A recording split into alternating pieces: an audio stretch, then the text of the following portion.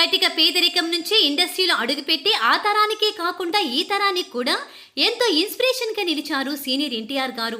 గొప్ప యాక్టర్గా, గొప్ప రాజకీయ నాయకుడిగా పేరు సంపాదించుకున్న ఈయన గురించి ఆ తరం వారే కాదు, ఈ తరం వారు కూడా ఎన్నో విధాలుగా చెప్పుకుంటూ ఉంటారు. ఇక అప్పట్లోనే 100కు పైగా సినిమాలు చేసి తన సత్తా ఏంటో నిరూపించిన నందమూరి ఎన్టీఆర్ గారు చేయని పాత్ర అంటేనే లేదు. నేటి తరం వారికి దేవుడు ఎలా ఉంటాడో తెలియదు, కానీ వారు ఎక్కువగా దేవుడి పాత్రలో చూసిన ఎన్టీఆర్ గారిని వారు దేవుడిగా భావిస్తూ ఉంటారు. ఇక ప్రస్తుతం ఈయన మన మధ్య లేకపోయినప్పటికీ ఈయన గురించి నిత్యం ఏదో ఒక వార్త వైరల్ అవుతూనే ఉంటుంది. తెలుగు వెండి తెరపై అడుగుపెట్టి మద్రాసులో కాకుండా హైదరాబాద్లో ఎన్టీఆర్ గారు అనేక ఆస్తులను కూడబెట్టారు. ఎన్టీఆర్ గారు జీవితాంతం కష్టపడి సంపాదించిన ఆస్తుల విలువలు ఇప్పుడు తెలుసుకుందాం.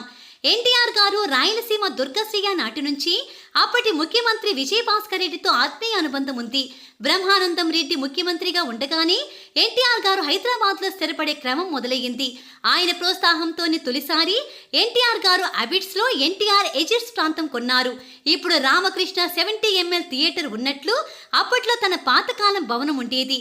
పాతకాలం భవనం పడగొట్టరాదని ప్రభుత్వం నిషేధం ఉండటంతో చిత్రావతకు చేరుకుందని సర్టిఫై చేయించుకుని మరి దాన్ని పడగొట్టి ఆ స్థలంలో 1964లో 70 థియేటర్ నిర్మించారు. ఈ థియేటర్ని ఎన్టీఆర్ గారు ఎంతో మోసపడి కట్టించుకున్నారు.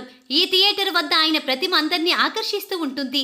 ఇక థియేటర్ పక్కనే ఉన్న బార్ రూమ్ మరియు కొన్ని ప్రాంతాలను కూడా క్రమంగా కొనుగోలు చేసి రాజధాని నగరానికి మొగటయనమని సంస్కృత వ్యాపారం వినోదక కేంద్రంగా దాన్ని అభివృద్ధి చేశారు. దానికి ఎన్టీఆర్ గారు ఎస్కే అని నామకరణం చేశారు. ఎన్టీఆర్ గారు స్వతహాగా సౌందర్య ఆరాధకుడు.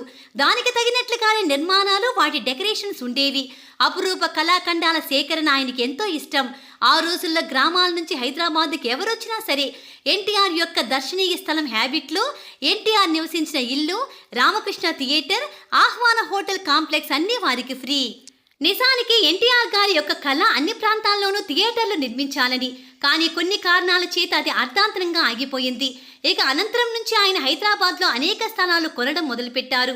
సినిమాలపై సంపాదించిన డబ్బు మొత్తం రియల్ ఎస్టేట్లో పెట్టారు. ఇక ఈయన నిర్మించిన ఈ 5 భవనాల్లోనే ఇప్పుడు వారి 5గురు కొడుకులు నివసిస్తున్నారు. వీటి విలువలు పెరిగి కోట్లకు చేరుకున్నాయి. ఇక అనంతరం ఎన్టీఆర్ గారు సీఎంగా గెలిచిన సమయంలో ఆయన ఆస్తులపై అనేక రూమర్స్ వచ్చాయి. కానీ ప్రతి ఒక్క దానికి సరైన ప్రూఫ్స్ చూపించడంతో ఎవరూ నోరెత్తలేకపోయారు. అలా కొన్ని 100ల కోట్ల ఆస్తులు సంపాదించి గొప్ప నటుడిగా, గొప్ప రాజకీయ నాయకుడిగా, గొప్ప ధనవంతుడిగా మిగిలారు సీనియర్ ఎన్టీఆర్ గారు.